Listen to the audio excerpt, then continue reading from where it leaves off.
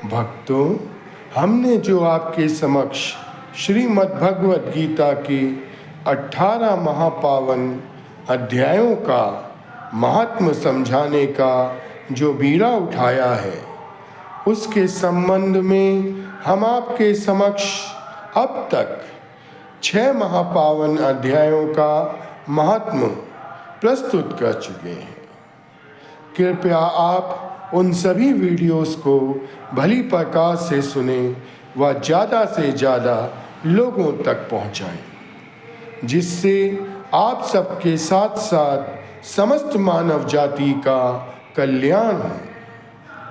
इन्हें अगर आप अपने जीवन में अनुसरण करते हैं तो निश्चय ही आपका जीवन आनंदमय हो जाएगा और हम सबके मालिक श्री कृष्ण भगवान जी का अद्भुत व न्यारा प्रेम हमें प्राप्त होगा।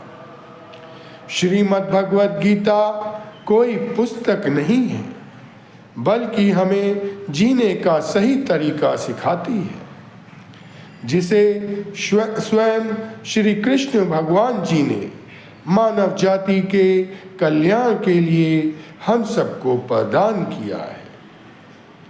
आज हम आपके समक्ष 7वें महापावन अध्याय का महात्म्य प्रस्तुत करने जा रहे हैं, जो इस प्रकार से है। 6ठे महापावन अध्याय के महात्म्य को सुनकर श्री लक्ष्मी जी ने श्री हरि विष्णु भगवान जी से कहा, हे मेरे श्री स्वामी जी, मेरे प्रभु जी, मैं अब तक 7 महापावन अध्यायों का महात्म्य सुनकर बहुत ज़्यादा जिज्ञासु हो गई हूँ।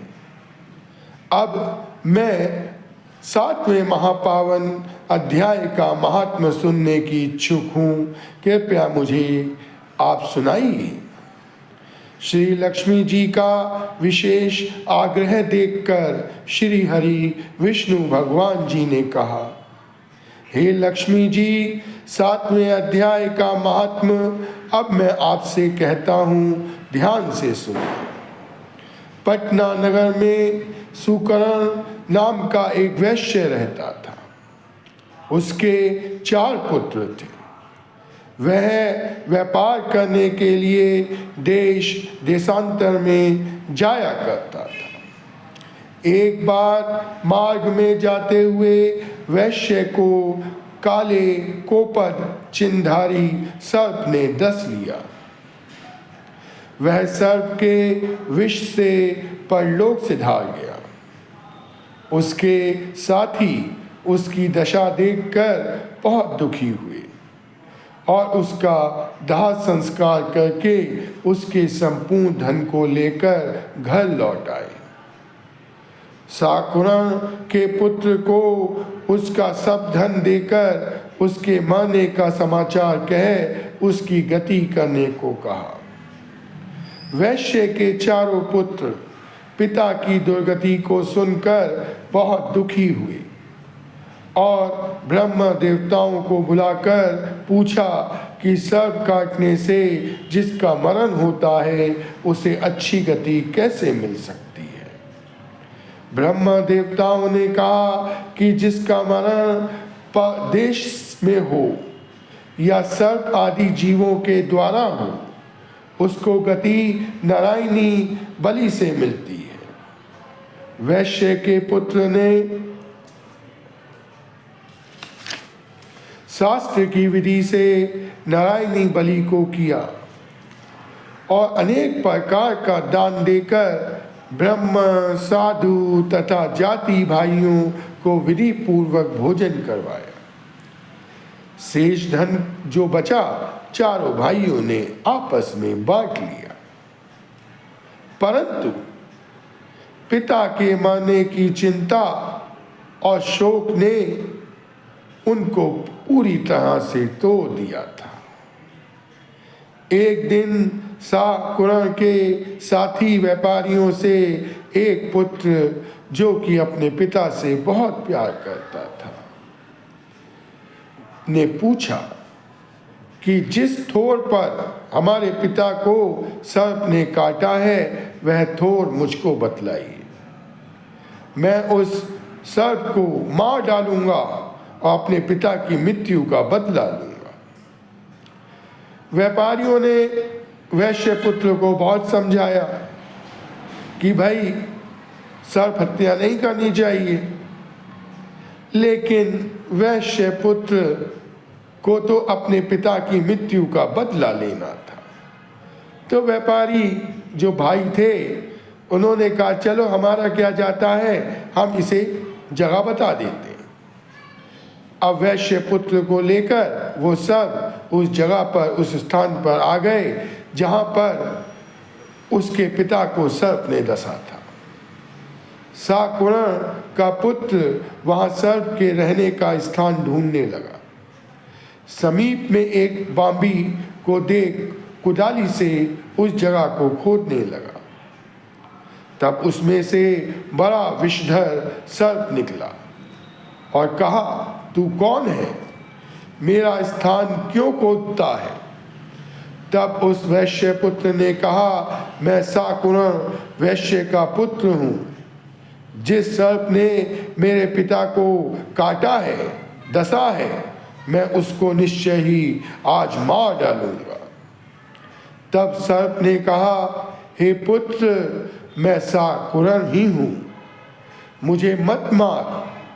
अब तू घर जाकर मेरी इस अधमगति को छुड़ाने का कोई उपाय कर। मेरे पूर्व जन्म के संस्कार से ही ये दशा हुई है।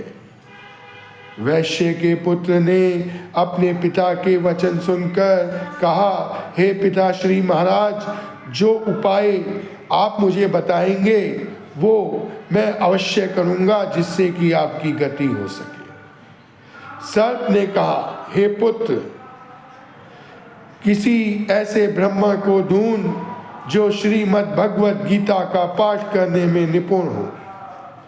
उसे घर में बुलाकर सात्विक भोजन करवा, अच्छे अच्छे वस्त्र दान में दे, जिससे कि वो प्रसन्न हो, और श्रीमद् भगवद गीता के 7वें अध्याय के महात्म्य का फल मेरे वास्ते लाकर दे, जिससे कि मेरा उद्धार हो सके। वैश्य पुत्र पिता से विदा होकर अपने घर लौट आया और सब समाचार अपनी स्त्री और अपने भाइयों को सुनाया। वैश्य पुत्र की स्त्री ने कहा, जिस प्रकार भी पिताश्री जी की गति हो वह उपाय अवश्य करो, क्योंकि उसकी पत्नी भी अपने ससुर से बहुत प्रेम करती थी। वैश्य पुत्र ने अपने नगर भर के श्रीमद् भगवद गीता के पाठ करने वाले ब्रह्म देवताओं को बुलाकर श्रीमद् भगवद गीता के 7वें अध्याय का पाठ करवा के ब्रह्म देवताओं को सात्विक भोजन, वस्त्र, दक्षिणा देकर उनका आशीर्वाद लिया और 7वें अध्याय के महात्म्य के फल को लेकर अपने पिता श्री जी को प्रदान किया। उससे साकुरण की सर्प की योनि छूट गई, उसे दिव्य शरीर मिला और वह विमान में चढ़कर देवताओं के समान अपने पुत्र को धन्यवाद देता हुआ हम सबके मालिक श्री हरि विष्णु भगवान जी के महापावन लोक श्री वैकुंठ लोक को चला गया। अब श्री हरि विष्णु भगवान जी लक्ष्मी जी से कहते हैं, हे लक्ष्मी जी, इस 7वें महापावन अध्याय के महात्म्य को जो भी भली प्रकार से समझेगा, पढ़ेगा और सुनेगा वह सद्गति को प्राप्त होगा। और यहीं पर वो 7वें महापावन अध्याय का महात्म्य की समाप्ति करते हैं। हे मनुष्य, आप 7वें महापावन अध्याय को अवश्य सुने या पढ़े तो आपको वो महापावन फल मिलेगा जो कि ब्रह्म देवता के जरिए उस वैश्य को मिला।